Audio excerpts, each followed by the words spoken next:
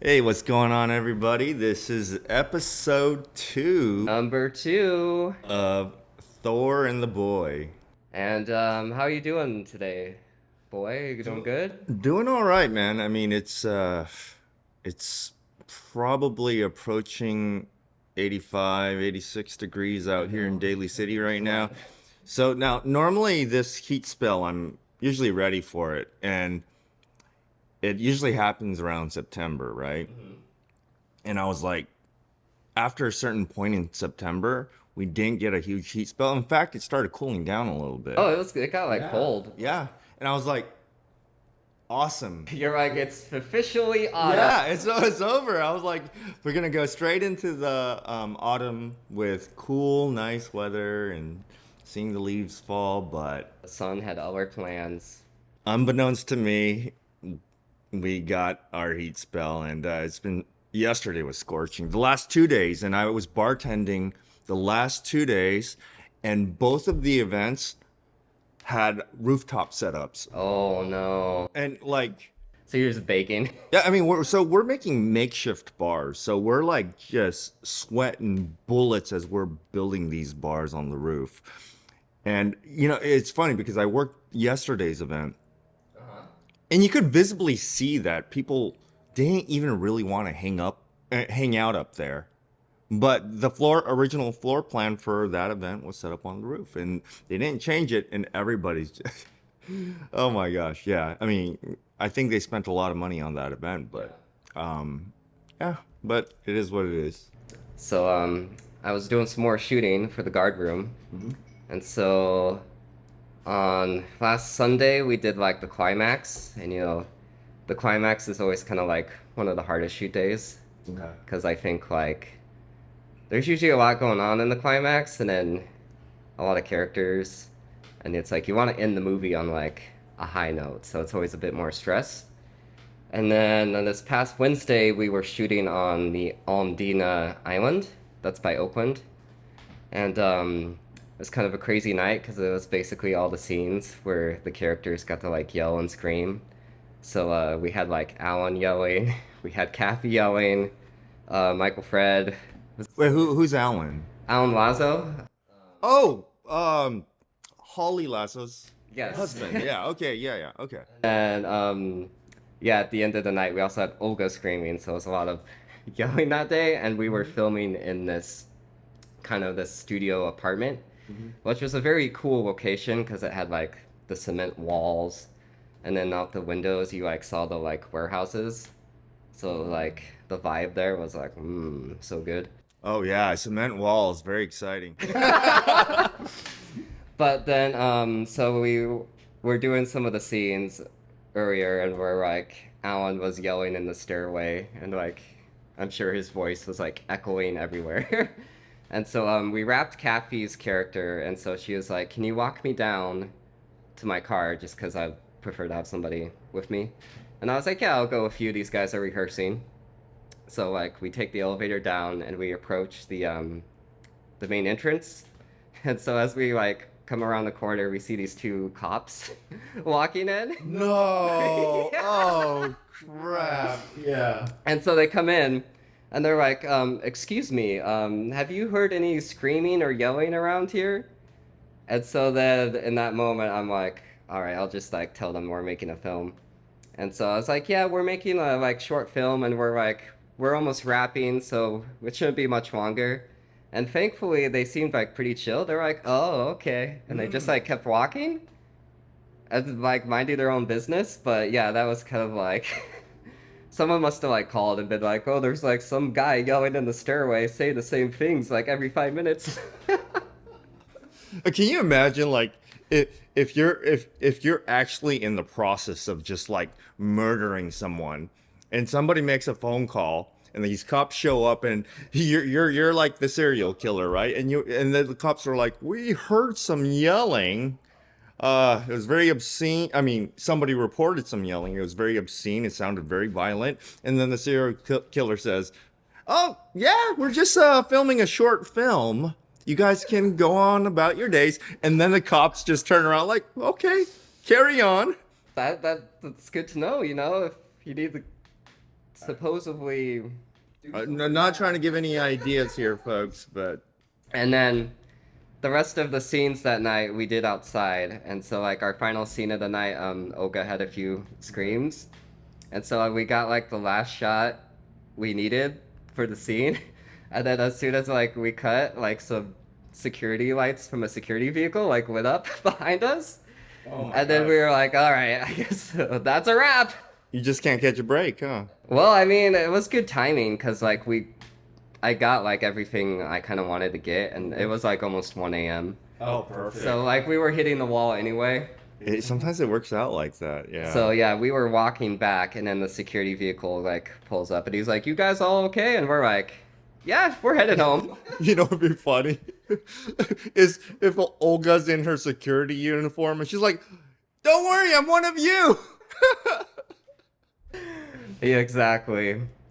Yeah. But yeah, that was a pretty crazy day of filming. So Yeah, it always makes for good stories. It's stressful during the time, but it makes for good Exactly. stories, yeah. But yeah, do you hear? are we expecting anyone?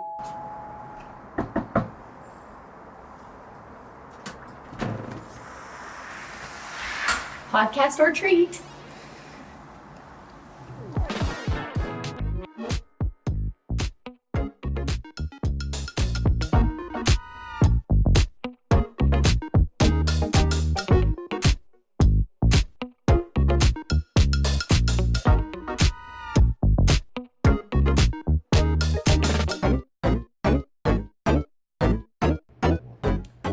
So we don't have any candy, so I guess we have a guest on our podcast today.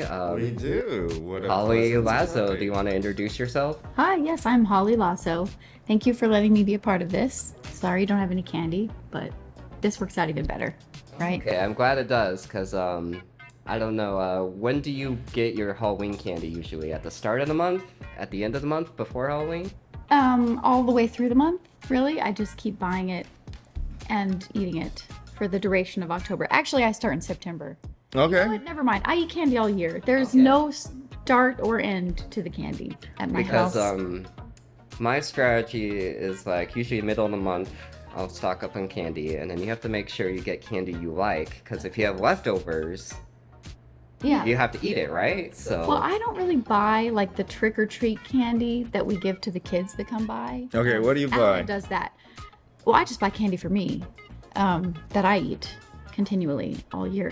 But yeah, no, Alan will get like the big bags, and he does always make sure it's got like the 100 grand and like Twix. Yeah, there's that Snickers. one bag. It kind Yeah, of the good comes stuff. with All the good like stuff. the run-of-the-mill kind of like popular candies. Well, yeah, we don't get like the suckers and like hard candy. We get like the good chocolate. the good Okay.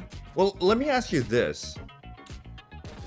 Do you like candy corn? I don't know anybody that actually likes this stuff. I mean, I see it every year, but As a candy aficionado, I can say that it has its place, definitely. I think it goes well with other things. Like, it's probably not the best to just eat like a bag of candy corn, but it makes a good decoration, like on the top of a cupcake. Or my all year candy strategy, which I know is gross, but whatever, I eat it all the time. Candy, especially stuff like candy corn, is good with coffee. Like, take a bite of candy corn and then drink a sip of coffee, and like the bitter and the sweet like really mix did you well. when we were on LA shooting the guard room, there was we were just chilling at the table, and Olga took like an Oreo cookie and dipped it in her coffee Oh, and then like ate it. And I've never that could be heard good of that. though. I've never heard of that. heard of that method. Yeah. How about you, Boynton? You dip cookies in coffee? Coffee. you know, I have, and I think almost any cookie is dippable in coffee. Honestly, I think like anything, just the combo, even just going back and forth between the Yeah. coffee and the cookie The is, sweet and the bitter. yeah. It's kind of just like a takeoff of biscotti, you know, like the really dry, hard pastry that you eat with coffee. that you dip. Biscotti. Oh, yeah. Okay. You know what I was thinking of? I was thinking of Biscoff cookies. Oh, those are even better. Those are so good with coffee. Those are good. Yeah. See, anything sweet with coffee. I think it's just the It's that perfect. balancing act between the bitter and the sweet. So I might have to try some candy corn Eat just one with, little candy corn, then take a sip of your coffee, and you'll be like, okay. yeah. And it gives you energy for the day, Oh, or okay. for at least a Yeah. few hours. Yeah, like candy corn on its own is It's powerful. it's powerful. Yeah. But I can do it though. I can eat a bunch of candy corn. I also like those pumpkins that are like candy corn, but in the shape of a pumpkin. Oh yeah, Yeah. yeah, that's right. eat It tastes those. exactly the same as candy corn. I like how you had an answer If it's about for food, candy corn. I thought it was gonna be like a I like it or I don't like it type Oh, of thing, but no. you had this elaborate reasoning as to why this can work. As long as you have something that can balance it out, the yin and the yang, the coffee and the candy corn, the sweet and the bitter. Oh yeah, that thank you. If it's food, if the topic is food, I will have an opinion. okay. What's your go-to candy bar or bag of candy? Twix. And right now it's salted caramel Twix, which you must try. I went to Walgreens and I saw it there, and normally I don't like it when they take a candy bar, a traditional perfect candy bar, and try to like redo it. But I think they were out of original Twix, so I bought the salted caramel, and it's so good. oh, It's just okay. a Twix, but a little bit saltier. And salt, a little bit of salt, makes almost everything better. Goes a long way. Yeah, oh yeah. Have you tried salted caramel ice cream or salted caramel cookies? I mean, Yes, yeah. yes. Salt, just a little bit of salt on top Yeah, of it's everything. it's just a sprinkle too. They never put like a whole bunch of salt. It's just It doesn't have to be, it shouldn't be too much. Like I told Maggie, my 9-year-old, who knows all the bad words, because, how you can't stop them from knowing the bad words, right? But then for a while, I tried to be like the cool mom, and I'd be like, you can swear around me, it's okay. But then she really took it too far, and I was like, too much, take it back. So I was like, okay, so swearing is kind of like salt. You just flavor your, speech a little with one word, maybe every once in a while, and it just gives it a little oomph. You don't just throw F-bombs into every sentence all the time. You flavor what you say with a little right. bit of swearing. So she remembered that now. She oh yeah, thinks that's of it as like a little bit of salt. I like that. You swearing needs a little bit of respect behind it. Like the words have and power.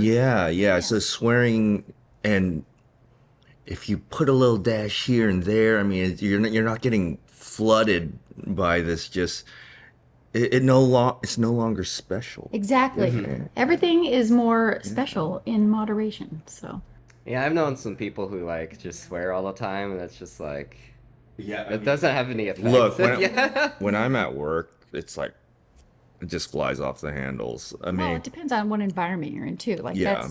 it might just be perfect for that environment. well, it's interesting because I do special events, so the way I speak to the guests is pretty like proper, but between all the employees, there's a lot of F-bombs going on. So, but I think that's just the nature of the business. But yeah, so good. I like that you're Salted Twix, yeah, Candy bar of the year. salted caramel Twix. Please try it okay. and then get back to me. Okay. You'll thank me. Oh, it's so good. Okay. Have you had any of the special like Kit Kat flavors? Like the I think I had a strawberry one. there was like they were doing those like Kit Kat Duo, where it was like two colors kind of. And Oh. one was like minted, and then they had like the raspberry one. Maybe.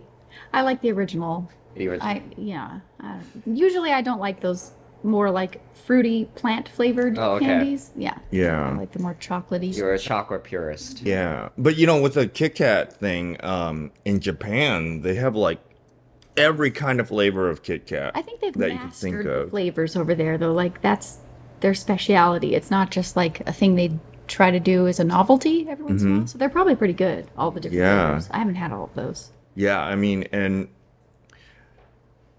it's interesting, even with Japan, like their consumption of everything is just in small amounts, That's the way it and, should be, really. like you'll see them, they have such discipline behind their candy consumption. They could have a pile of them and just eat like a couple sticks of a Kit Kat and be done. I can't do that. I wish I can go a really long time, like months, forever, without eating candy if it's in the sealed bag. Mhm. But as soon as I open it and take one, I'm like, oh, I'll just keep, and then I'll just keep eating them. I can't stop. I Right. can't. The void is opened. Yeah, Yeah. once it's been, Pandora's box has been opened. I can leave candy alone for a long time, even if there's piles of them. If it's like pizza, though, I mean, oof, it'll be gone. It'll be gone very fast.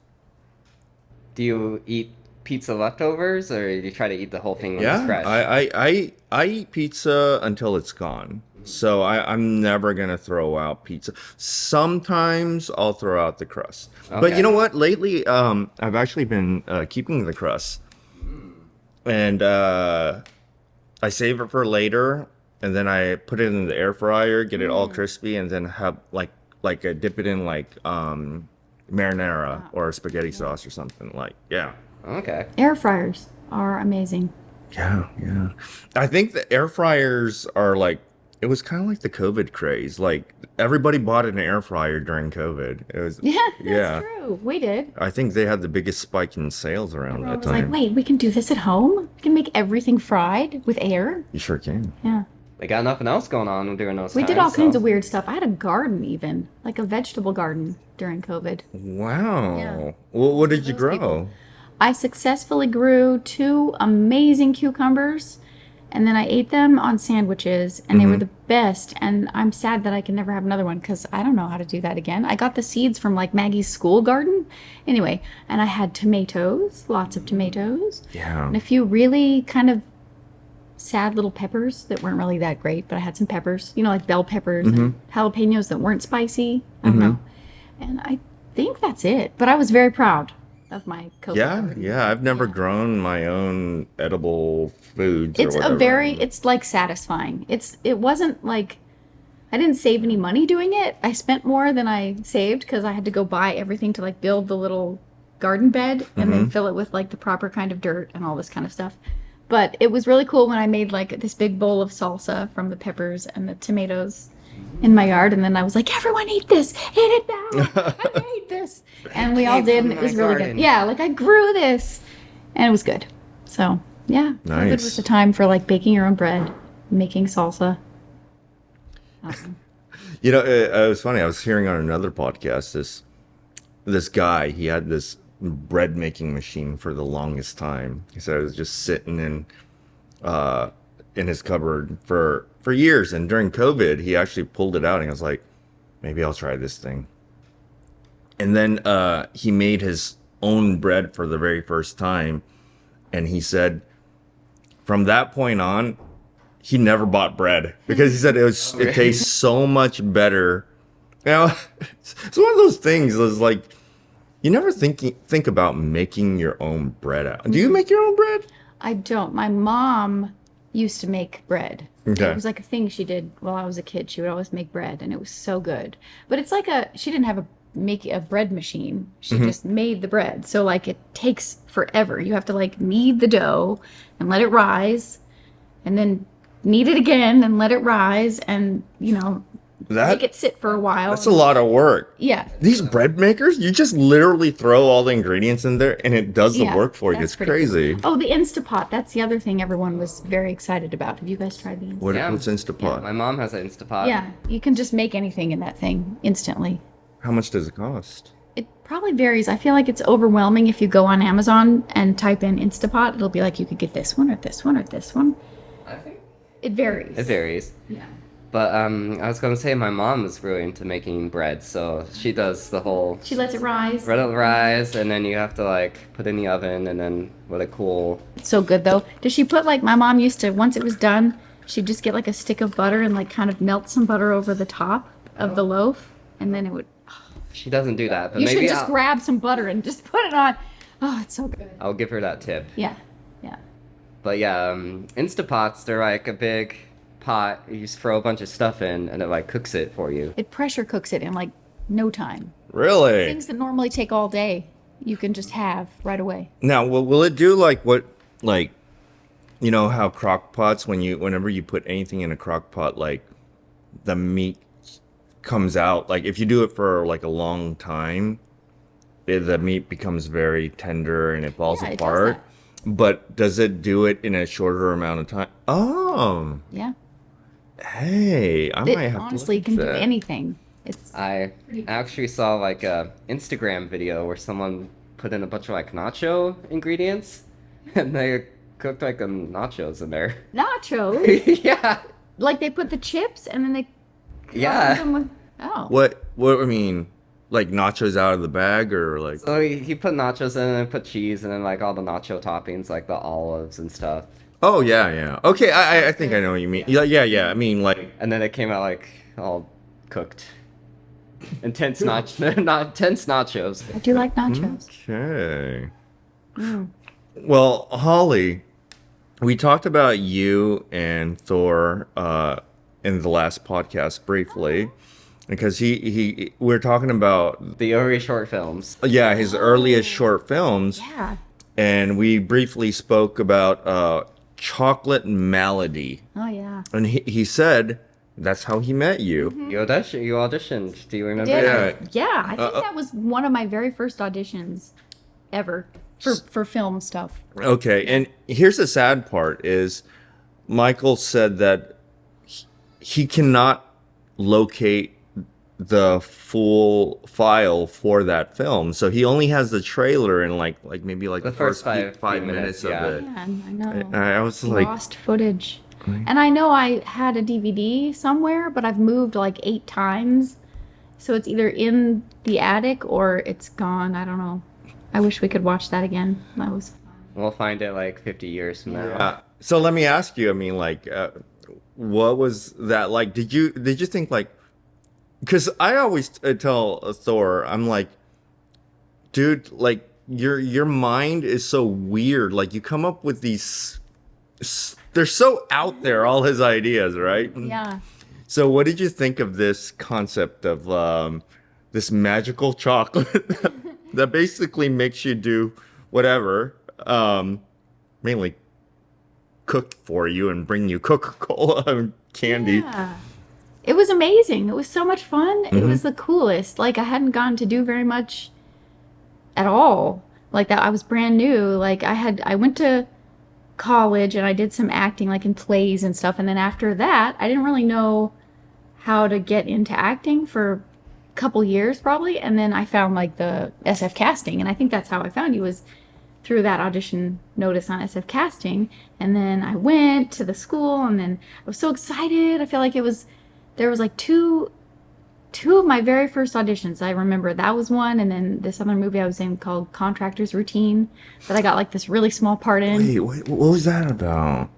It was about a contractor and his daily routine, but it had like a dark twist. I had a Okay. very small part in a flashback. I seem to do a lot of flashbacks, but Chocolate Malady was really fun, and I was really excited, and like I had such a good time. We made food in your kitchen for one scene, and like I got to like breathe into the oven like as if I had like fire breath and be like, Mm. and I still remember I was like, yay, that's so cool. I don't know. The whole thing was, and then we ate you at the end. Sorry to. Oh yeah, no, he turned into a sundae. Yes. Yeah, yeah. But I mean, the full film's not even out there, so we almost have to spoil it Yeah, for okay, everyone. yeah, Exactly. It was amazing. We covered him with chocolate syrup, and then we all had like spoons. And I remember me, like the other actresses and I were like, so we're literally gonna like dig into his body with spoons? That's terrible. But that's what we did. We didn't show that, but Yeah. we were gonna eat him with spoons, with dull spoon instruments, and just dig into his flesh and eat him.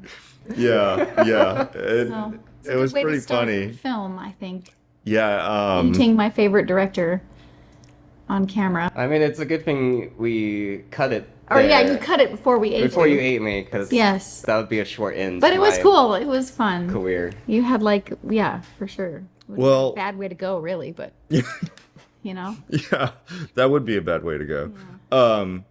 But Thor has like a lot of like fantasy type of elements in his films. Yeah. Is that something? Do you like that Yeah. thing? I think that his mind is very creative and Yeah. unique, and like it thinks of things that other minds don't think of. So that's Yeah, what yeah. makes his movies different and fun. What would you say like some films that like that you personally like that have some sort of like fantasy elements to them? That Michael's done, Or or no, just no, in general. that you've watched or Some of my favorite movies. I like the weirdest movies. okay. And I always like throw this one out there as one that I really like and nobody ever understands, but The Love Witch. The Love Witch. The Love I'll just put it out Witch. there into the universe again. It was made in 2016 by a female director, and she used real film, like old school film, so it kind of looks like Oh, it that was must made have in been the expensive. 70s. Yeah. Yeah. But it's so beautiful. It has this old timey look and it's really weird. And the whole, every set had like so much thought put into it. Every set, you can just pause the movie and just look around and be like, that is so beautiful and weird. And then it's all about this woman, this love witch, who I don't want to give it all away, but she's kind of crazy, but like it's not her fault that she's crazy. Like she's kind of been driven mad by all these terrible men. It's kind of like a revenge movie. Okay. All But it's all right. very artistically shot and like it's just beautiful. And my friend, I tried to get her to watch it, and she said she couldn't get through it because the acting was bad. The actors are actually really good. It's the style that has been chosen for this movie that they're acting in. Okay. To actually act an entire movie in the style that they're acting it in is hard. But it's like it's very like kind of stoic and strange, and they seem like I don't know how to describe it. Like, oh, hello. Are you having a nice day today? I hope you are. Like, it seems kind of almost fake like that, but it's like the style that they do the whole movie in that's supposed to be that way. Like, for the feel that I don't know how to describe it. I Really. think it's one of those movies I'd so actually good. have to like. Yes. I, You I'm have to like, I'm see it. like trying to imagine it, but I have a feeling it's going to be very different from what I'm Yeah, imagining it it's to different be. than any movie you've ever Yeah. seen before. And you just have to watch it with this idea that you're watching sort of just like art. I know all movies are art, but this one, don't expect it to be realistic or good acting. Just look at it and like immerse yourself in the weird beauty of it. And then also you can think about the message of like what happens to women, because it's all about what's happened to this woman that's kind of driven her to become a crazy love witch who basically kills men with her love. Yeah. Okay. That's one of I'll my check favorite that weird, out. Kills weird movies. men with her love. Now, like I'm trying to imagine, like I don't know how much of the story I should give away. Do you want me to give you an could give us a example? little bit of yeah, Okay, so one man, let's see, she basically drives him crazy with feelings. Like he's lived his whole life taking advantage of women and just thinking that he can do whatever he wants, have fun, and that their feelings don't matter, and he doesn't really have strong feelings. And then she gives him some kind of magic, love magic, in this tea that he drinks, and he just becomes like so overly wrapped up in this like powerful whirlwind of emotions of like how much he loves her. Like, oh my god, he's like crying. He's like, I love you so much. Like, and then he just like dies of a broken heart, kind of. That I don't think that's so far fetched from things that can happen in real life. I've seen I've seen both men and women just like absolutely deteriorate because they're so madly in love with somebody that won't reciprocate or something like that. I've seen it happen, but I They don't don't know. normally die within like 2 days in their bed Oh, of a broken heart. okay, that's a tough It's kind one. of like exaggerated reality, I guess. Right. But she has like a trail behind her of death, but it's all like kind of douchey dudes that deserve it, kind of, Like, you don't Oh, you don't really okay. feel bad for them, but it's just very beautiful and weird. Okay. And I don't know how to describe Love it. Witch. Yeah. Is it streaming anywhere right now, or do you? I bought it, Okay. so I own it. I'm Okay. not sure where I'll it's I'll have to streaming. check it out. Yeah, you gotta find it. I haven't Yeah. because I'll be honest, I haven't even heard of it before. Well, yeah, it didn't really. It actually has a really high rating on Rotten Tomatoes. Mm-hmm. So the people that have seen it have enjoyed it, Mm-hmm. but it didn't. It's not very widely known. So I'm spreading the word. Watch Okay. it. Watch the movie. Check it out. Right. Yeah. Yeah, I like weird movies, though. I like really weird. All of my favorite movies are like weird, and I don't want anything too realistic because it makes me sad. Yeah, because I feel like when I write, like I already live in reality, so it's like I'm not gonna make a film that's like just about people's drama, Right. or going about their I normal don't day. understand Yeah. why people enjoy that. Like Alan, my husband, loves to watch. I love it. Why? I love films rooted in reality. But yeah. Me. Yeah, I don't know. I mean, I wrote one that was kind of like that. But there was what did you think when you saw Secret Bliss? Did you think? I mean, I guess that's not completely reality, right? Because A lot of it draws from reality, Mm-hmm. like which I think any story will do, right? So, yeah. but I thought your short film was good. Like it explored an you. interesting idea. Yeah. I'll have to shoot you a haven't seen link it. if you haven't seen it. Yeah. It was a film about relationships and stuff like that.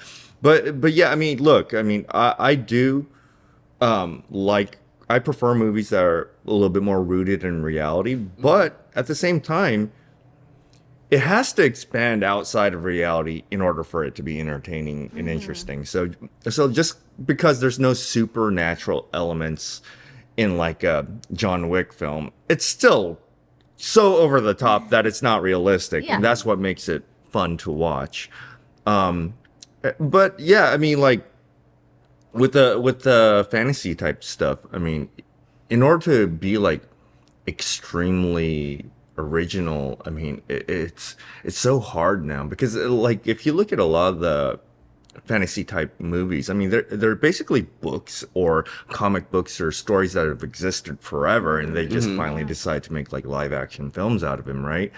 But to come up with new, interesting concepts and ideas, I mean, a lot of people are not doing that. Whereas you're always coming up with something that somebody's never done Right. before. Yeah. So, I've yeah. actually started a new script called Bat Bitches. What? It's gonna be good. It's gonna be my vampire or bat? bat bitches. Okay, So like the pun is like bad bitches, but that's gonna be like the vampire film, and with Dracula's character in it. So but, wait, like you're gonna have Count Dracula in there? yeah, but it's not in the way you're probably imagining. So Oh, Count Dracula.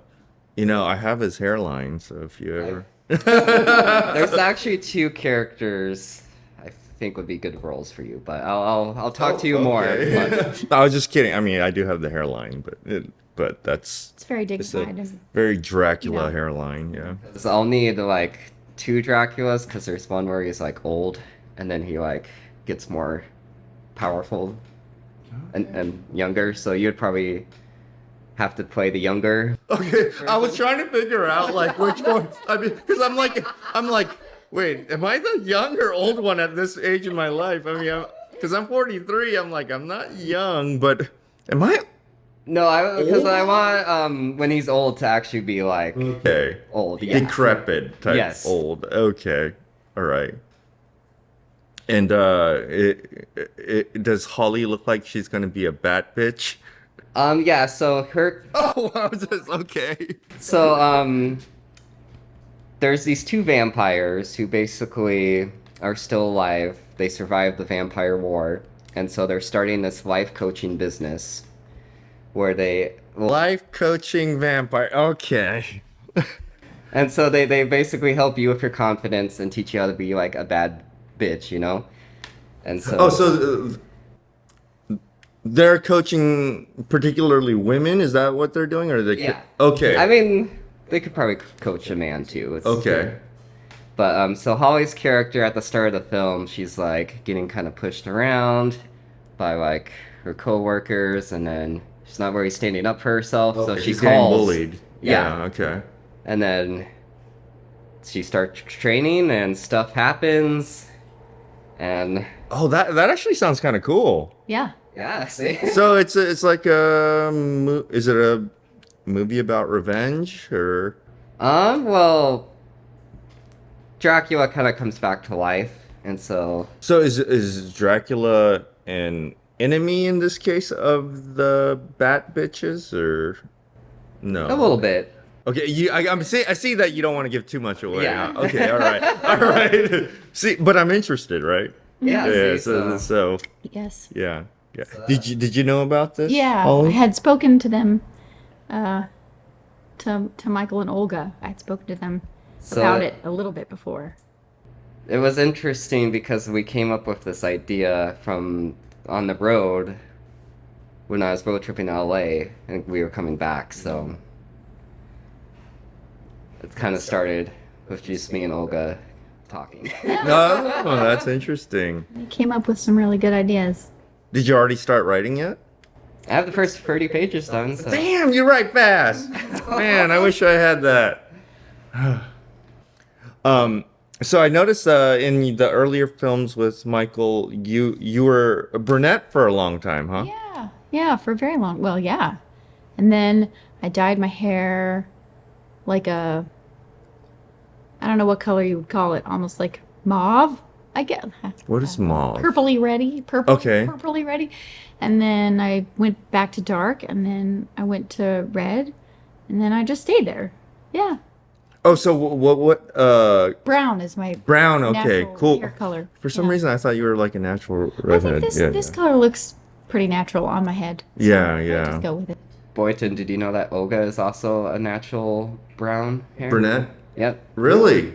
Yeah, you know what? With her, like I figured that's not a natural shade of red whenever she She has dyes more it. It's- pretty like candy apple red. Yeah. So that looks more like, yeah, exactly what you described. But when I think of red, I think of more of like almost like, I don't know colors very well, but more of like an auburn type color. I don't Yeah. know. Yeah, or a strawberry blonde type. Yeah. You know.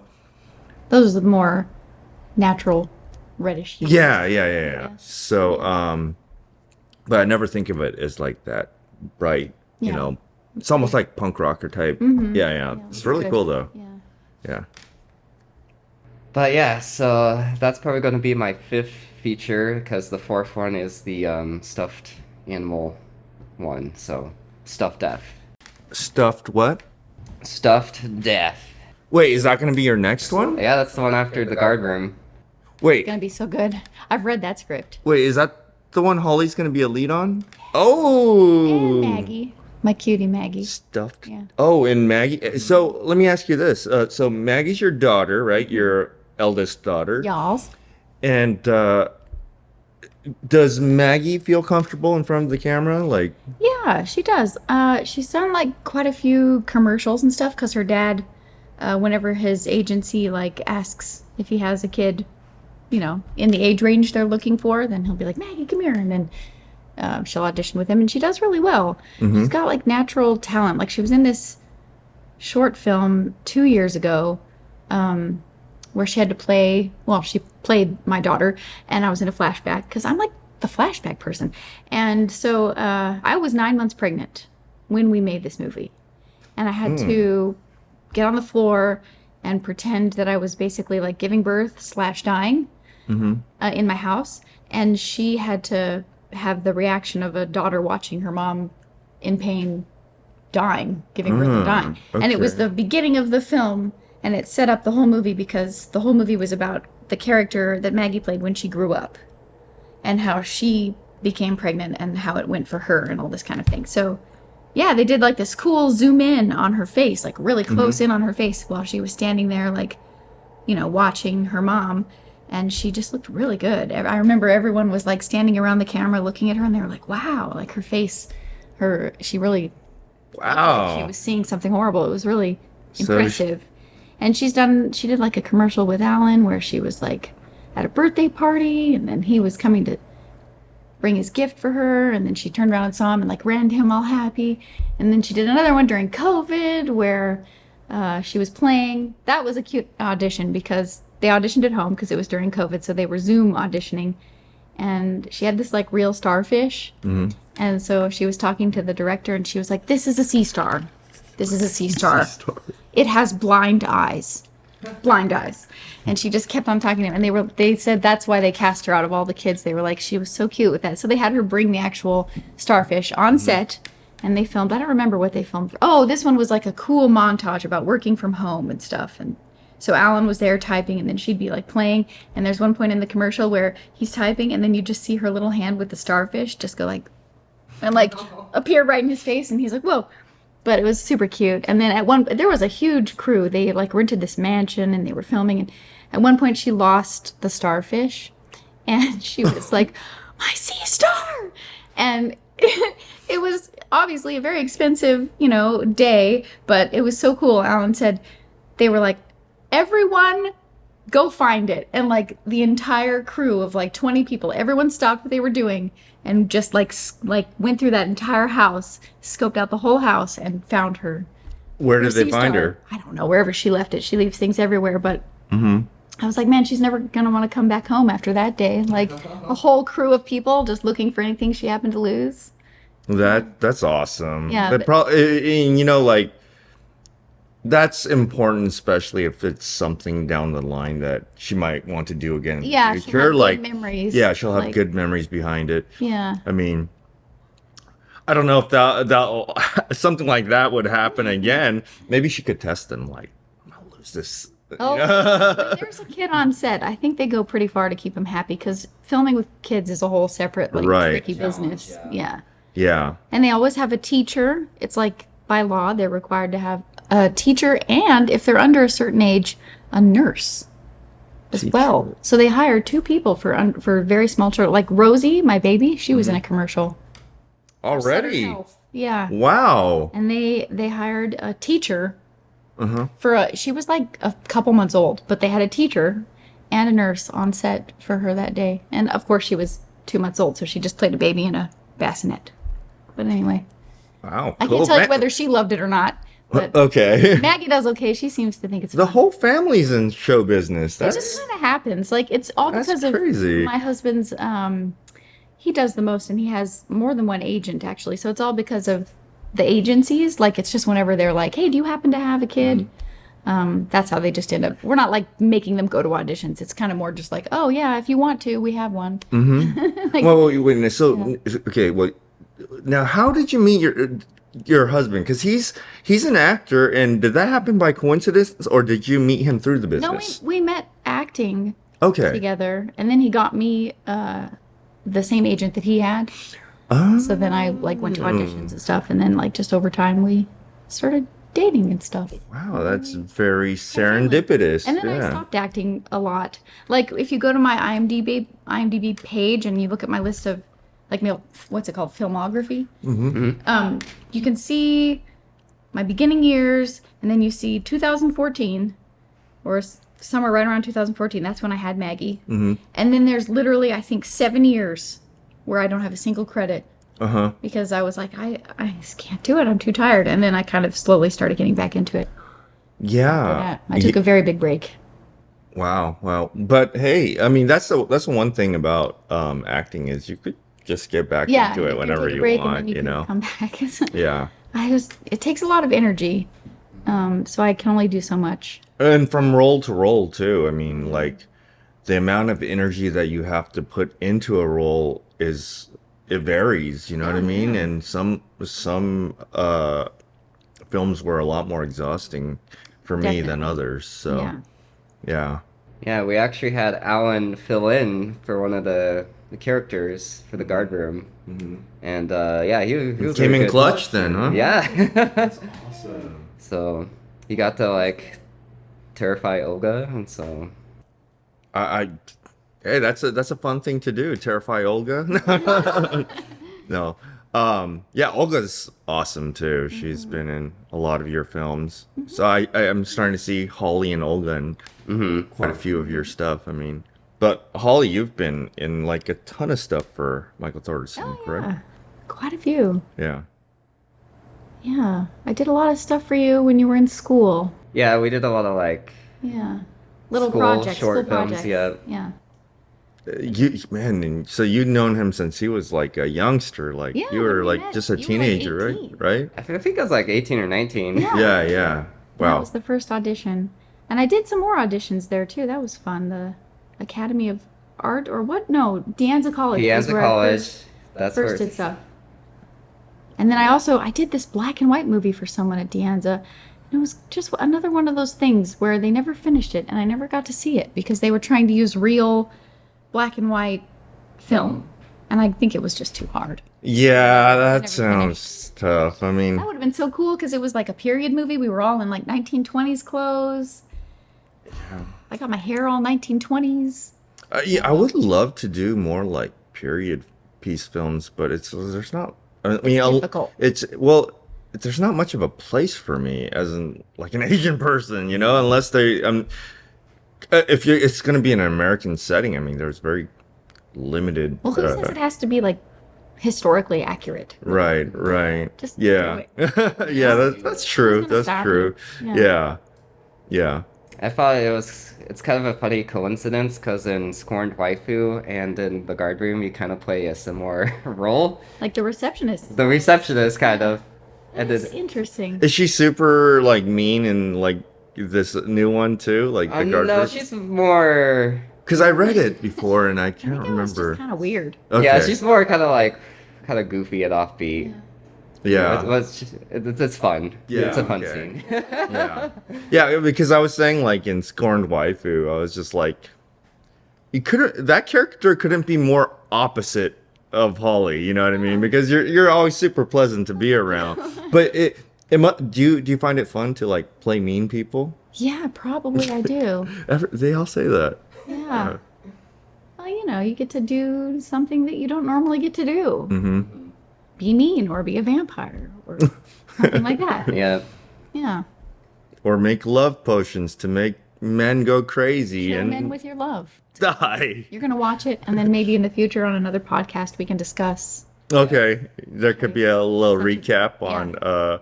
on what is it? Love Witch. The Love Witch. Okay, Yes, yeah. yes.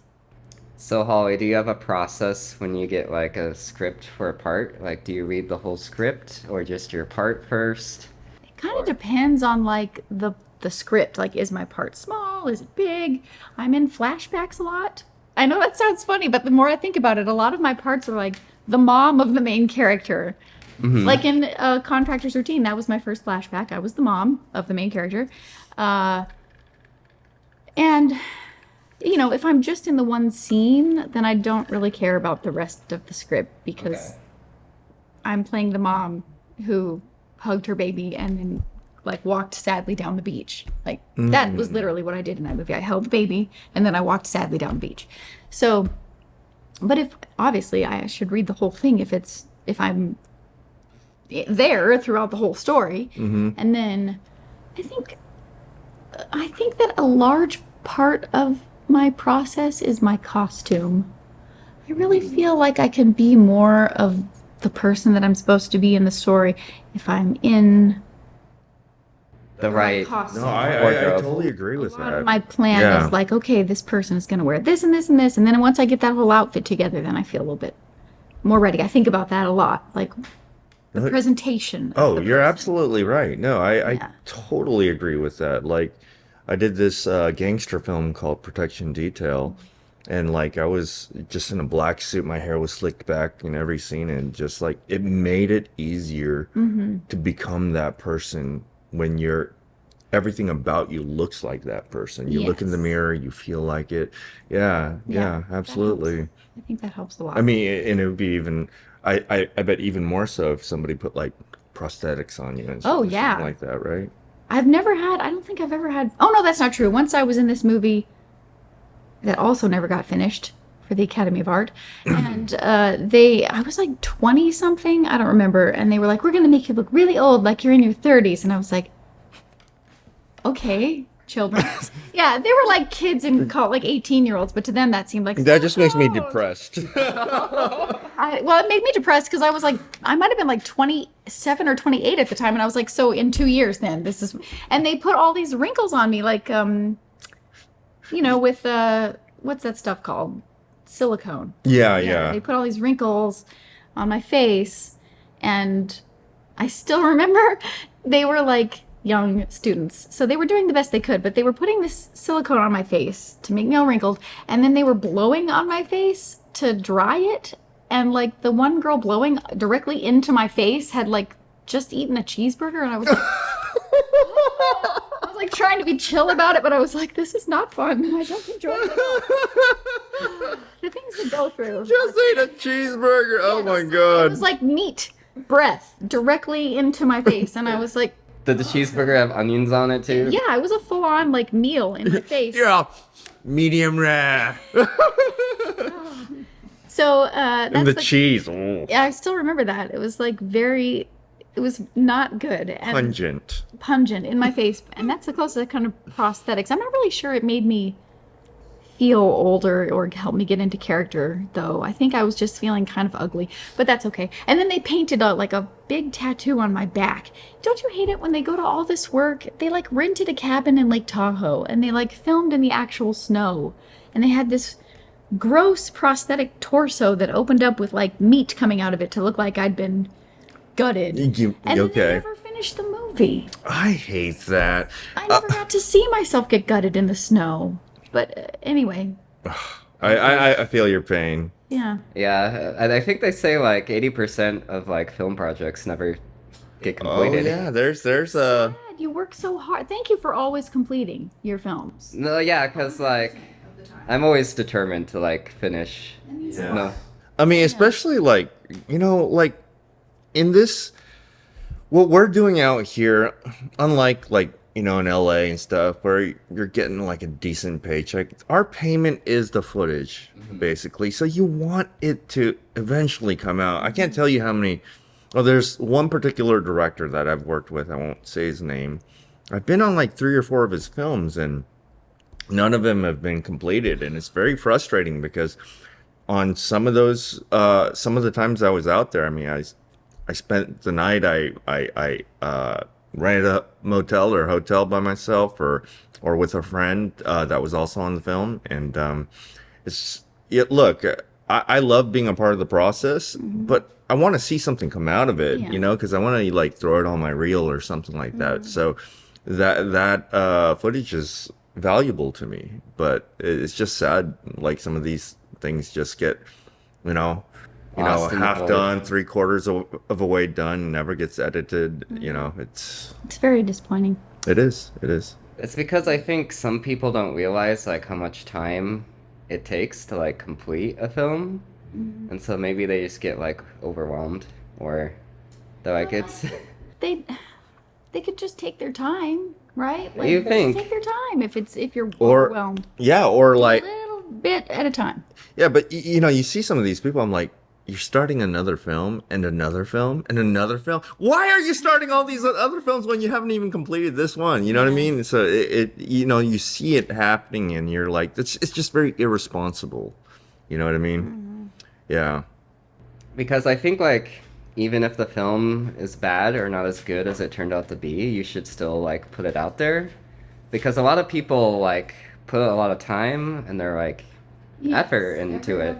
Gave a bit of themselves to the project, so Yeah. we all want to see what happened. What Absolutely. And I applaud you as well, Michael, for completing all your films. Oh, thank you. It's and what you went through with Sophie and the Serial Killers, having kept to going. start. You actually had to start from ground zero. I'm surprised that film got finished actually. Yeah, no, that just shows your commitment and your tenacity to get through, something such a tough situation like that.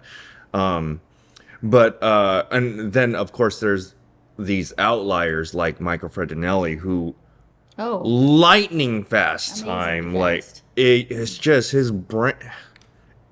I've never seen anybody in the Bay Area community that works like he is so decisive about things, and the way he edits everything in his brain while it's happening makes you almost second guess, because you're like, oh wait, I want to do another take on that. No, he said, we got it. He's already moved on He's to the next already scene. cut it between all the different shots, between the master shot, between the close-ups and everything. He said, oh, just because you didn't get it completely good on that one take, he already knows where he's going to cut away to the other Yeah. person or another shot, and Yeah. it's just I like that. It's so good to work with somebody like that, because he's going to get this completed and it's going to look good, and he doesn't have to convince you. He has all the proof. Yeah. You could just go watch his stuff. Yeah.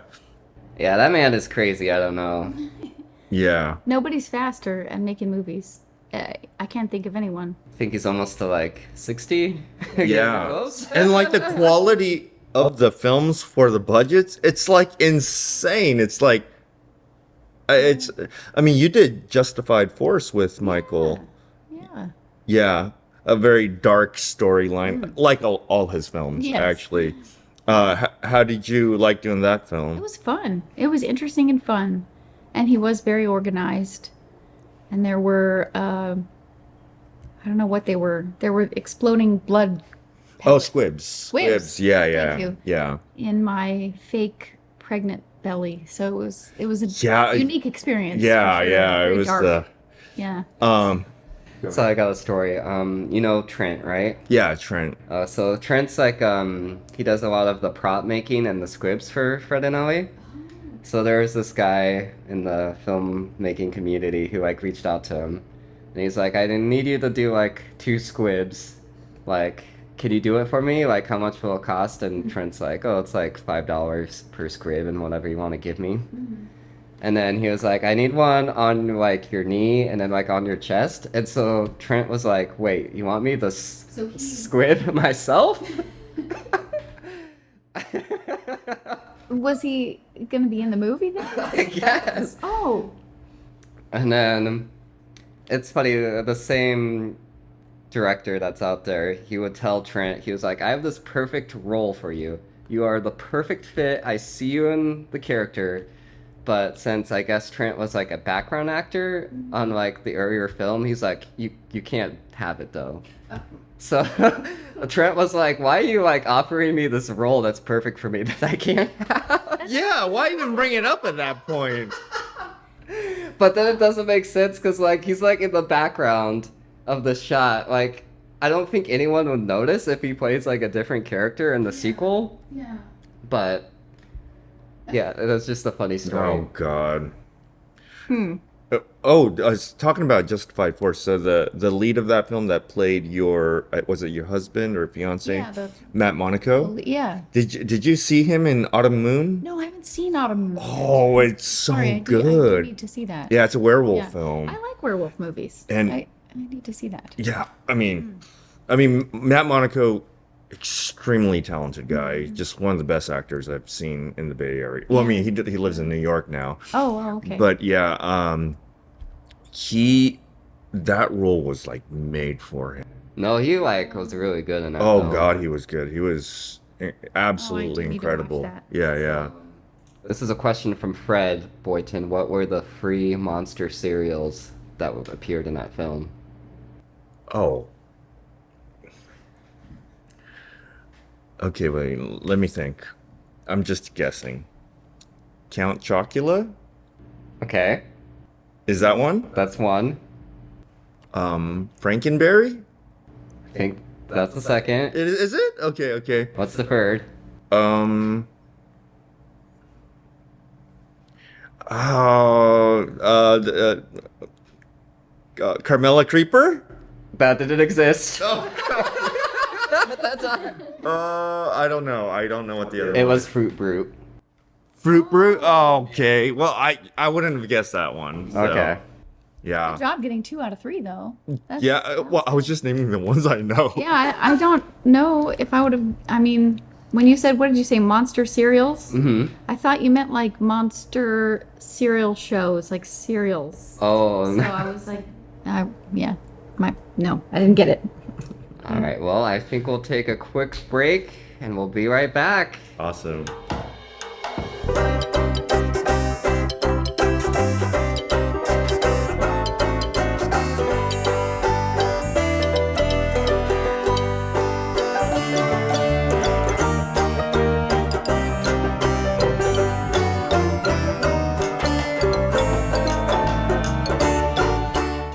All right, and we're back from break.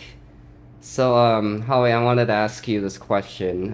When you're on set and it's kind of like guerrilla filmmaking, do you ever get stressed out, like if security is going to come by, or if like the set's going to get shut down, or do you just let that worry, like the director and producers worry about that, and you focus on the performance? Yeah, I guess I don't really worry about it too much. I just, because I know that they'll talk to the director. You know, like if a police officer comes by, they'll probably go straight to the director. I won't have to be a part of that conversation. So I don't think it stresses me out too much. The only thing I get stressed out about on guerrilla sets is like things I consider slightly dangerous. Like I get Okay. nervous when I think things are dangerous. No, I hear you. Yeah, Yeah, that's What would you say the most dangerous thing you've done on set? Um, I don't know. I mean, there's been a lot of things that were dangerous. I think the most uncomfortable I ever was that film in Lake Tahoe, because they wanted to film in the middle of the night, and it was like below 32 degrees in the snow what? outside. Whoa. Holy Yeah, they wanted like forest footage of me like walking through the forest, but they also wanted me in jeans and a t-shirt. So I was in a t-shirt in 32-degree weather. Yeah, Like yeah, in the that middle of is the night, and I was so cold. Like they'd put their water bottles down and they'd freeze. Like everyone's water bottles were just ice. It was so cold out there, and like I was just so miserable. And then they put fake blood all over me, which was really cold too. And I got really sick after that. Oh, Like a very bad cold because I was Right, out right. in the snow. And I think that could be considered maybe the most dangerous thing because I could have gotten pneumonia. and very uncomfortable. Yeah. And the least they could have done is finish the movie, right? So I could see my horrible death in the snow You're suffering. and all my that- suffering because it paid probably off. looked, I think it looked Yeah, pretty it- cool in the dark. oh. And I had like a knife and I was walking through the trees. Yeah. But I was like, "Ugh," like I was shivering uncontrollably. And then they'd be like, you know, set. And then I'd be like, "Ugh," and I'd like try to like absorb in my shivers and then like do the take. And then they'd say cut. And I'd be like, "Ugh," and I'd like start shaking like Oh my twice goodness. as bad. I was so cold. So there you go. All right, what about you, Boynton? How do you handle stressful situations on set? Or do you focus on the performance? Like you don't worry like, oh, like that security car just drove by or whatever.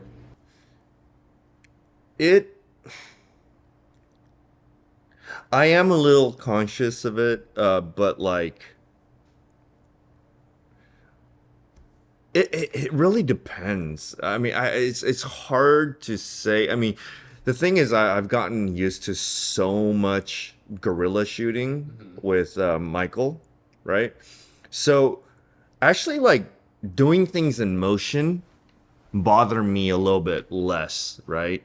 Like if I'm running or if I'm doing, you know, I'm doing some sort of like fight scene or anything like that, it because once I'm in motion, it's like nothing can really stop me. I'm just in it, right? But what really makes me self-conscious is like me saying super inappropriate things very loudly in front of like the public, and that I did a lot of that in the long streak. I mean, extremely loud, like just vulgar things. Like, I mean, and some of these people don't know I'm Acting. acting. You know, I got a little lapel mic that nobody can see, and sometimes the camera's far away, and it's usually a handheld cam, and I'm saying some of the most disgusting things a man can say. But it's in character. I mean, this character is a vulgar human being. You know what I mean? And yeah, I mean, it's happened a few times where we were filming in this around this huge aquarium that had dolphins and like, you know, like sea creatures inside the glass fixture, and I was saying some really disgusting things while this man was passing by with his children, and then like, you know, and I kept saying these things over and over again, and the guy like shook his head and like took his daughter away with him. Yeah, and I was like, You can't even say like sorry because you're still filming. well, and the thing is, like in that area where that a huge aquarium was, it's just like you're surrounded by glass, and Oh, it's just yeah. all the creatures are swimming, and then so it contains the sound even more, so you can hear everything amplified. You know what I'm talking about? And The acoustics. yeah, that's what it is, the acoustics. But yeah, so I think that makes me more so uncomfortable than like, you know, doing a scene where I'm chasing somebody or they're chasing me or us jumping over things or, choreographing some fights or anything like that. So, yeah. Yeah, because there's like the two types of sets where it's like you're either kind of grilling it in an exterior location somewhere, or if you do have permission to be somewhere, there's like a time limit where it's like you can only use this place from 6 to 10 or whatever. That's so stressful. So- Time limit. It's like you have permission to be there, but then you're like, we got to get all the stuff done. Yeah. Yeah, that happened to me in the long streak too. Like we were filming at that historical like strip club. It's called the Condor Club in San Francisco. It had like the really famous sign up there. I know it's been around since I think the early 1900s or something like that, right? Wow. But yeah, I mean, they rented out that place until a certain amount of time, and I think they said if you go even a minute past this hour, I think it was like another $1,500, and because they had to get ready to open up the club, Yeah. because we were shooting everything before hours, so I think we had to get out of there like at 3 o'clock or something like that, right? And yeah, and we barely finished getting done over there, so that does suck when you're on a time constraint like that. That ends up being very costly. What's the coolest film location you've got to shoot on, Holly? Oh, I wish I could remember what it was called, but I was in a movie a while ago where they rented like this whole really big mansion. Oh, they rented two different houses actually. There was this like historical mansion that's like a museum next to Lake Merritt, and they rented that for a couple days, and then they rented a whole bed and breakfast here in the city in one of those really nice old Victorian homes. And they were both really cool old like buildings, like so pretty. Yeah, those were probably my favorite because they were just so fancy. I got to like lay down in this bedroom on this like 4-post bed, and like all the curtains were all frilly and all the furniture was like 200 years old, and it was just so pretty. I love that. You know what I love? I mean, I know it sounds stupid, but I just love like nice posh sets. It feels comfortable, and you got AC coming in, and it just like sometimes we're doing films like when I did the war film and we're like out in the forest and stuff, man. Yeah, you got the heat beaming down on you. After a while, you're like, oh, this. I feel like taking a shower right now. But it looks fucking awesome. Like when you do those films. I mean, indoor posh scenes. I mean, it looks cool too. But there's something about like those gritty, nasty looking places that does something for film, though. Yes. I mean, like. But the feeling sucks while you're doing it. You know what I mean? Yeah. The weird mannequin shop that we filmed in was pretty cool. That was also a cool set. It was Yeah. so weird. All the heads, like big bins of arms and legs sticking out. Was that for this film? That was in Sophie. That's where Joseph and Patrick Chow like fight. They sing their song. Oh yeah, the mannequin workshop. That's I right. guess I didn't film that day. I was a makeup artist Oh, that day. there you go. Yes. She was in charge of the paper towels. And the fake blood. I did some fake blood. Right? Didn't I do some? I think, yeah, you helped some out with makeup that. work. Yeah. And yes, I was. The very important paper towel job was mine. So that was fun, even though I wasn't on camera. The mannequins were cool. Mannequins used to kind of creep me out when I was a little kid. They're a little bit creepy. Yeah, because like especially when you see them like headless or something. Or like faceless. Yeah, faceless. Very spooky looking. Yeah. When you were a kid, did you ever watch Return to Oz? Yes. Yeah? Okay. That's a good one. Do you remember the headless lady that she could switch her Yes. head with? That Yeah, was cool. That was really cool. Yeah. She had that whole head collection. yeah. And they all started like screaming like at They the same could time. look around. and Oh, talk. so I saw that when I was like I think I was like 5 or 6 must have years. scared Oh, you. I scared the living crap out of me. Yeah, I think it might have 5. even been the very first time I had ever been in a movie theater. That must have been like in the mid early 80s. Yeah. That's a good movie. That's a good first movie to Yeah, see in the theater. yeah. Like, it is scary for a 5-year-old. We took, Michael and I took Rosie. Rosie, my 2-year-old, Mm-hmm. to her first movie Mm-hmm. because Alan was gone, so we didn't have anyone to watch her. And we took her to the Barbie movie, which, like, in theory, if you think, oh, the Barbie movie, that'd be great for a 2-year-old. That movie's not made for a 2-year-old. Like, she did really well, all Mm-hmm. things considered, but by the end, when it was all just kind of like monologues and dialogue and stuff, and it wasn't like singing anymore and dancing, she It's was more like, political. I'm gonna get up and run around now. And she just started running around the Yeah. theater, back and forth. I was like, There was a funny moment in that movie.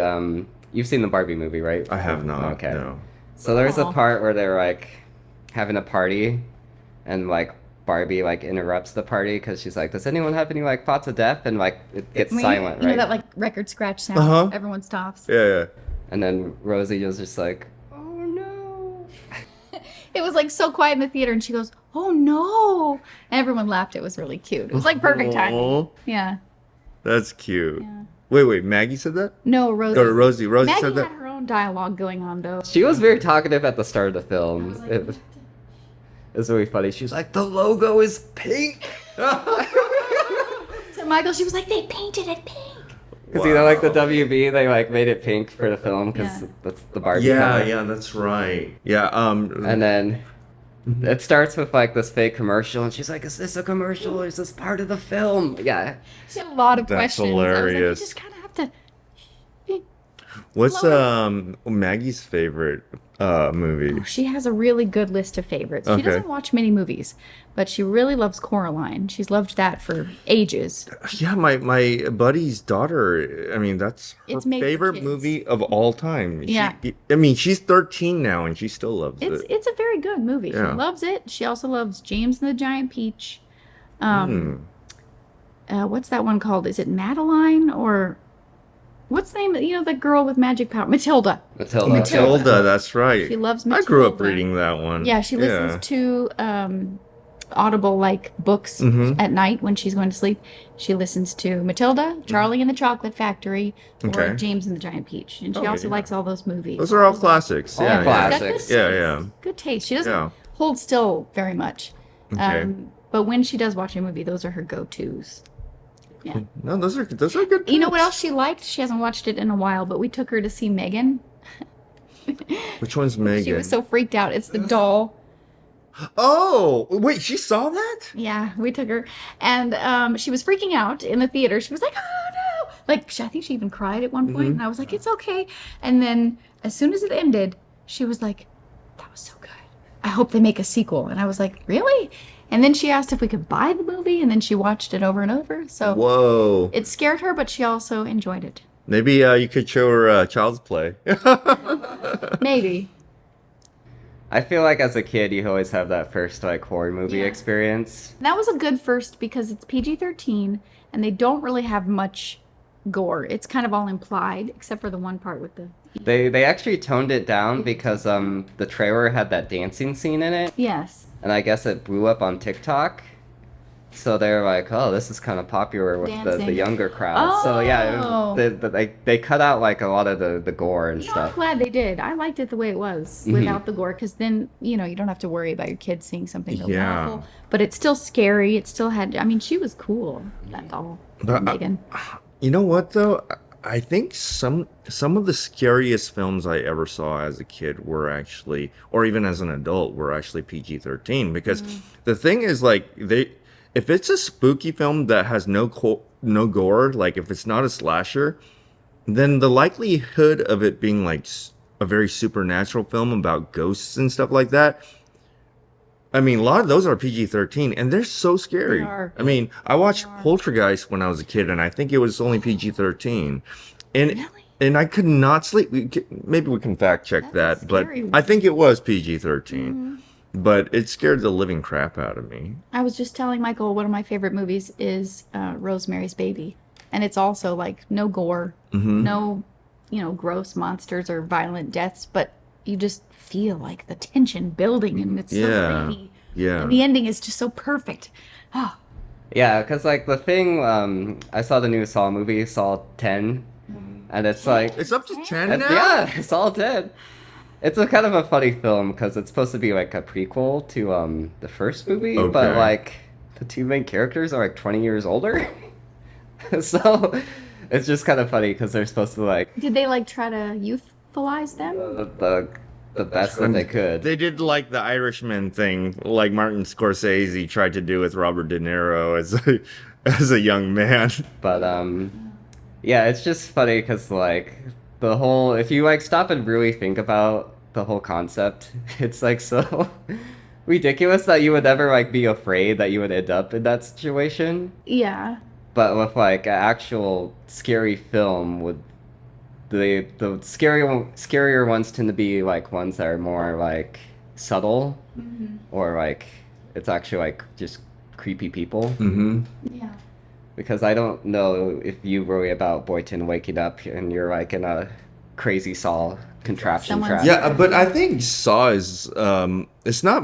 I don't feel like that film is to really scare people. I think it's more to shock people on all the different ways you could possibly die if somebody wanted to torture you or Yeah. something like Ooh, that. I Yeah, can't- yeah. I've not seen a single Saw movie, and I never will. I can't. I love certain kinds of scary movies, but torture movies like that, I can't. Yeah. Can't bring myself to watch. Ugh, I just can't. Tobin Bell is a good actor though. Like Yeah. What They- else have they been in? I don't know what else he's been in. He's famous because he's like Who's Saw? the Saw Saw. villain. He's Jigsaw. Jigsaw. Yeah. Oh, okay. And so the newest film is actually like one of the better ones because they kind of make him the main character. So I want to play a game. That's usually yeah, how that it guy. starts off. And there's this like, what is it? A mask or a puppet thing that's not. they wear like a pig's mask when they like kidnap the people. Yeah. And yeah, there's always like the opening trap. Yeah. But did he tell you that he once did a film with a very similar concept, except it was Pikachu that was making you do certain things? No, I haven't heard. So yeah, We because talked about this the last one. my friend in like junior high was like really into the Saw movies, so that was kind of like one of my first exposures to the horror movie genre. And it was just like a cool idea. It's like, oh, these death games, they're so wild. So we Yeah. wanted to like make our own series. Well, Yeah. Sophie was kind of a death game. Yeah, Sophie was in the death game vibe, but in Pikachu Sweepover, Pikachu would make you do like more casual things, like you would have to eat a whole pizza because Okay. like you hated pizza. You don't like pizza? Oh, okay. Yeah. And then my also take a Coca-Cola shower. This is awesome, though. This is awesome. Just really annoying. I had a feeling you would like this. That's why I love brought it up. Like, wear long sleeves and then do all the dishes. And then you're like, but can I roll up my... No! And then your sleeves are all wet. I'm and such a then, more wholesome version of Saw. Yeah, just all the things that are really annoying, but you have to do them. Go clean the toilet for like an hour with a tiny little Exactly, because toothbrush. we were like kids, so it's like we can't build like Yeah. Yeah. weird contraptions or anything. And he another one was like pouring chocolate syrup all over Just yourself. making a mess. Making a mess. Making a mess. Yeah. Like a sticky, icky mess. I like it. Boynton feels like he would do well if he had to eat like a whole pizza. A large pizza. I could eat a large pizza. Yeah, I think I could too. Yeah, good. I always have to stop myself. Yeah. He wouldn't probably put you in that trap because that's like Oh, that would be torture it'd for be me. a spicy pizza. Oh yeah. You have to have a whole Oh. bunch of spicy. I wouldn't Can't handle spice. do that. Like the show Hot Ones. Do you ever watch that? Yeah, I've seen I, hot I don't ones. think I could ever be on that show. Even if I was famous and I was asked, I would have to be like, you know what? I can't. Yeah, yeah. I would stop after like the first sauce. I mean, It looks awful, and then the thing you don't remember or you don't think of is that even after the show's over, they're probably in pain for a really long time. yeah, It you know. doesn't just go away after. Yeah, and you know what they say? They say if it burns coming in, Yeah, it's gonna burn like a coming out. whole- It can't be healthy. Anyway. It makes for good like YouTube TV though, right? It's good. Like it's fun to watch it happen. I mean, like it's such a like interesting and original concept. Like let's torture you with spicy chicken wings and ask you ask you questions. questions and Yeah. it's crazy because it really shows you how you can easily like lose focus when you're like in pain. You It know? also shows, I think, how amazing people are that they can continue to answer questions under extreme duress, because they do actually, even when they're in severe pain, they're like still answering the questions, Yeah. still able to think. People are amazing. Yeah. But I don't want to do it. Me neither, because the aftermath would just suck. I Yeah. don't want to have to drink a gallon of milk to try to cool down my mouth. Yeah. I don't Oh wanna do man, any of if I that. had a gallon of milk, I'd have like nonstop See, diarrhea. there's it's Yeah. just the problems The never process cease. of pain. Yeah. Process of pain. So, what was your first like horror movie as a kid, Boynton? Okay, I'm trying to think. Okay, so I think actually the very first horror films that I remember were a part of the Friday the 13th series. Ah, nice. And I think I got into watching horror movies very late. No, actually, you know what? The very first one I ever saw was actually one of the Halloween films. Oh, those are good. Yeah, yeah. Scared the living crap out of me. I mean, I couldn't sleep just thinking, because I don't know, there's something about Michael Myers' face. I mean, the mask on that face. Because they gave it features. You know, they gave it a nose and lips, and then Yeah. the whole and the hair, it was all messy. It looked really creepy, and I found him to be the most terrifying, even more so than Jason Voorhees and like Freddy Krueger, because he walked so slow, yet he still caught up to you all the time. Yeah, he was Whereas- never stopping. Right. When I saw Jason, though, I was like, "Oh, this guy's fast. He walks with like a really brisk pace." And Freddy Krueger surprisingly never really scared me, because I thought he was kind of a comedian. Kind of goofy. Yeah, yeah, he was kind of silly. He's the more goofy of the villains. Yeah, yeah. You know that mask that you were saying scared you, the face, Mhm. Michael Myers? That was a Star Trek William Shatner face mask. Did you know? Yeah, I think I heard something They about had that, a very low and budget for the first movie, so they just bought a Halloween mask and painted it white. who would ever think that that's And that's all William it is. Shatner? Yeah. Like, do you see anything about that mask that resembles him? Like, No, but Yeah. that was a long time ago, and masks weren't very good. So. it worked And it out probably though. came with like the Star Trek uniform, and then and it wasn't painted like stark white like that, and the hair probably wasn't as messy. But that's all it was just this cheap Halloween mask. Mm. Yeah. What was your first horror movie, Holly? Well, I didn't watch horror until I was older because A, I probably didn't want to because it scared me too bad, and B, my family was kind of like not that into like watching that many movies like that. So, but I think one of the first ones I watched that really scared me, there were two. There was Vertigo and The Birds. you know, Oh, the- like Alfred Hitchcock Yeah, films. but I still Yeah. remember watching Vertigo with my friends when I was maybe 12 or something. And that's a really scary movie. It kind of weirds you out, and it just Yeah. gets creepier and creepier, and then the ending is like, what just happened? Yeah, I'm not yeah. going to give anything away, but the Yeah. movie came out like 60 years ago, so Yeah. I could give something away. But, that was scary. That No, it scared me. was. I love Alfred Hitchcock. Yeah, I mean, Psycho scared me when I was a Yes, kid. when I saw that one. Yeah. I was like, oh, wow. Yeah, I love those. Just that shadow and sink, sink. Yeah. Like, he was so creative. He did those weird angles Mm-hmm. that no one had done before, and Yeah. It was a groundbreaking very film. good. Yeah, yeah, And the music, absolutely. the weird score, Yeah. the scary music really added to it and the whole thing. Yeah. Yeah, it's weird to think that like filmmaking is still kind of a new art form speaking, because it didn't like get started till like the 1900s, and then Yeah, I mean, with technology, yeah. Yeah. What was it? Wait, what was the very first one you saw? it was probably like one of the I think the Saw movies was one of the first. Okay, yeah, you had mentioned that. Yeah, that's an interesting one to get your feet wet Yeah, you with, just because- jumped right in, is what you did. And it's not exactly like, because it's a entirely different concept of The horror. torture. Well, the first movie was more kind of had that psychological element Mhm. because it was more low budget, so it's kind of like figuring out why they were trapped. The first Saw? Yeah. That first Saw was so good. That was like one of the best Saws. that's- yeah, well, 'cause it was- Yeah. That one made you feel super eerie. And also, you didn't know what was going on because there was no there was no other film before it. You know what I mean? And you were just discovering what was happening, so it just kind of left you, because after that, everybody knew what was going on. So I do have a lot of memories of people talking about The Ring.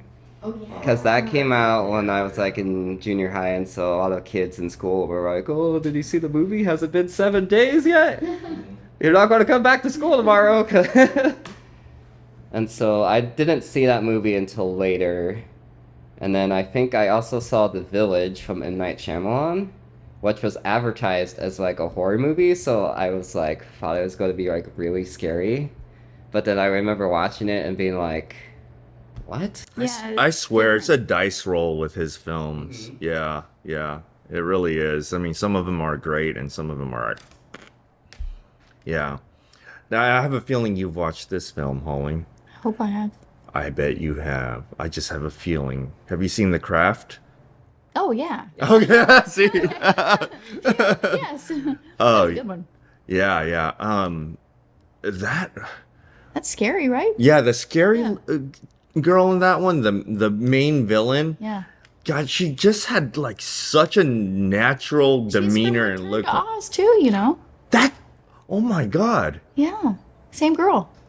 That's insane. Yeah. She has She's a good. very interesting Feruza, name. I think Yeah, her name is. yeah. Yeah. But good.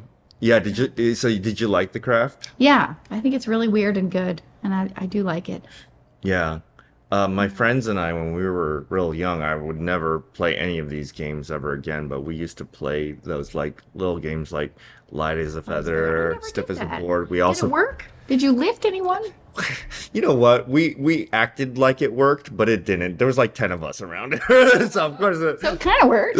yeah, we did because we had muscles. Yeah. You lifted her. But the stuff that really creeped me out, I mean, in high school and also like a portion of college, friends and I would play with the Ouija board randomly, and after a couple really scary and creepy experiences, I never touched it again.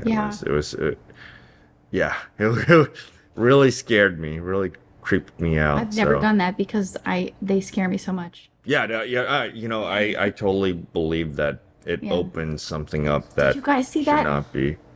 Talk to me with the hand. Yes, I did see it.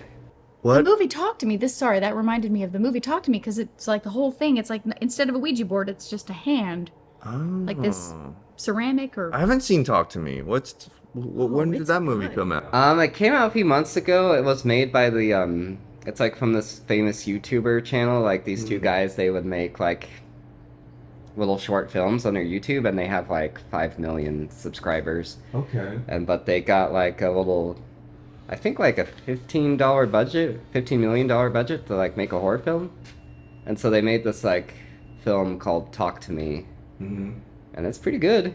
Okay. It's really scary. It's It's got a lot of Australian accents in it. good. Okay. Yeah. Um. Hand. And there's this creepy hand that supposedly was it belonged to like a, what do you call those people, like a psychic or someone who talked to the dead, but like they tasted Clairvoyant. a clairvoyant. Yeah. Okay. But it's like you can commune with dead peeps. it was got Okay. molded in wax, so it's just this Sorry. creepy Let's hand. keep talking. I gotta check the door. Okay. I wonder why they never chipped away at the hand to see if there was like a bone and some. I assume they.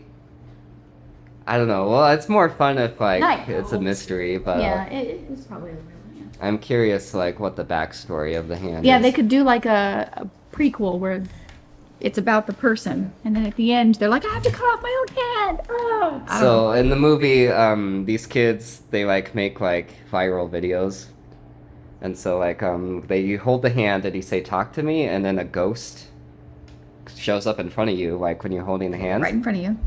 and then you're like I let you in, and then the ghost possesses you. And Why then- does that sound like fun? Yeah, I don't think that sounds like fun. Why would they do that at a party, like as this fun Everyone activity? like watches like the possession, and they're like, oh. And they laugh like it's so funny. Also, I don't think it's funny, but I don't think it's funny either. yeah, they thought it Yeah. was hilarious. And they have to, Is it? Wait, is it real? No, this is a movie. Okay. Okay, no. And then they have to like let go within like 60 seconds because if you hold on to it too long, then the ghost. I had questions though. I had more than one question. Like, how did they know that you need to say, I let you in? How did they know that? Probably like experimentation, I It would guess. have taken forever for me to figure that out. I would never have figured that I have to There- see them and then be like, all right, come on in if you want, I guess. Firstly, I would never say that, but Maybe how like did they know that they needed to do that? And then how did they figure out that they had this specific amount of time before it was too much time? Like, how many people had to die before they got that all figured out? She has some really I always good have questions. too many questions. I think too hard about No, that's those are all valid questions. it reminds me of Fred Adelli. He was on set and he was like, "So, how do the ghosts or how are they able to touch me, but I can't like touch them? And then how do they like teleport in and out?" Good questions. Yeah, I was They're like, Fred, ghosts. they're ghosts. I don't know what to tell you, but But okay, let's see. No, I guess there are films. Well, like I don't watch as much horror as many other people, but do they often kill people? Ghosts kill people in In movies, Do right. they? So, Or do they like? I feel like they possess people and then make them do feel like things, there's or always a make lot them of go death. crazy and. it's funny. I saw The Nun 2, right? Okay. And at the start of the film, you know how like horror movies have that like opening scene. Like the nun basically like sets somebody on fire and like kills this guy. The rest of the movie, she's just like pushing objects lightly or like closes a door. And it's like you were like all powerful at the start of this film, but now you're just like blowing this cup over or trying to Maybe she's trying to like F with them a little more. Maybe she's trying to slowly make them go insane, scare them, and yeah, or yeah. I mean, it's just funny if you think about it. can 'cause- you imagine like if the nun just starts coming out with a chainsaw? You know? That would scare me. I mean, Like- she like lights a guy on fire. Yeah, I know. Yeah. I haven't seen it, but I feel like if a ghost lived in my house and all it did was shut doors or like knock things over, I would just start like using it to my advantage and be like, "Can you shut the door for me?" Is that good? Oh yeah. You know, like Well, if you're I- gonna be in the kitchen, can you do the dishes? If I die and become the ghost that haunts your house, that's what I'll do for you. Thank you. Oh wow, okay, it's a deal. You'll hear like the laundry machine I'll be like open up in the middle Michael's of at it again. Thank you. Please fold it when you're done. Fold everything. Oh and then wow. you hear like the laundry thing shut like People come over and they're like, "Doesn't this terrify you?" And I'm like, "I haven't had to do laundry in 5 years. I'm fine." Wow. So Boynton, do you have any more questions for Holly before we wrap things up? Yeah. So, Holly, how have you enjoyed your time so far on this podcast? Oh, it's been awesome. Thank you. I've never been on a podcast before. Yeah. First time for everything.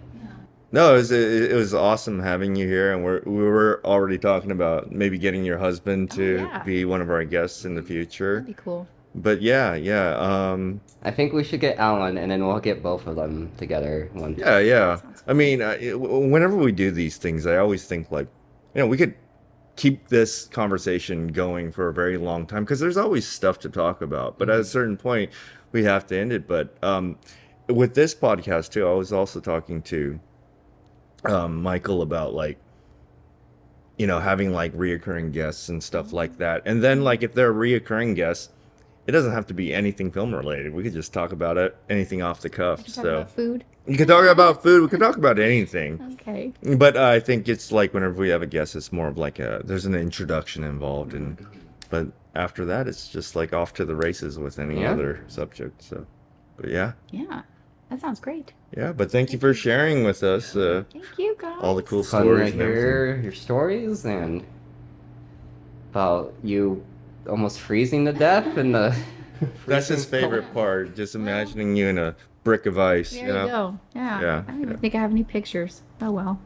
So then we'll have Alan next, and then after that, Maggie will be our next guest. Oh, and then Rosie. And then Rosie. Well, Maggie has a lot to say. She could I think she could hold. I think it'd be fun to talk to Maggie after we do Stuff Death. Please do that. I think that would be wonderful. Well, right on. Well, thank you for joining us today. It's been a lot of fun. It's a hot October. Hopefully it cools down for... It will. It will. You sure? It's pumpkin spice season. You're going to go out there and like blow the wind? What? Oh my goodness. Go blow the wind. Do it. The good blood. Started. No, I gotta make sure I eat a cheeseburger first Yes, and do that. blow it with my cheeseburger breath. So at least we'll be chilled, but with the scent But of... it'll be delicious too, if you like cheeseburgers. Yeah. All right, well, thanks for tuning in to our second episode. Yeah. Be sure to subscribe to us on YouTube or Spotify, or we're also on Apple, wherever you prefer to get your podcast from, and we'll see you in the next episode. All right. Goodbye, everyone. Or bye. Thor and the Boy is brought to you by Magical Hammer Productions. Our producer is Boynton Paek. This podcast is edited by Michael Thordarson. Thanks to our music tracks. Our intro track is Next Steps by Half.Cool, and our ending music is Honky Tonk Jazzy, theme created by Freedom Trail Studio. Be sure to subscribe to the podcast and stay tuned for the next episode. Bart, quiet on set! It's been coming by yeah. so often, but Bart, shut the fuck.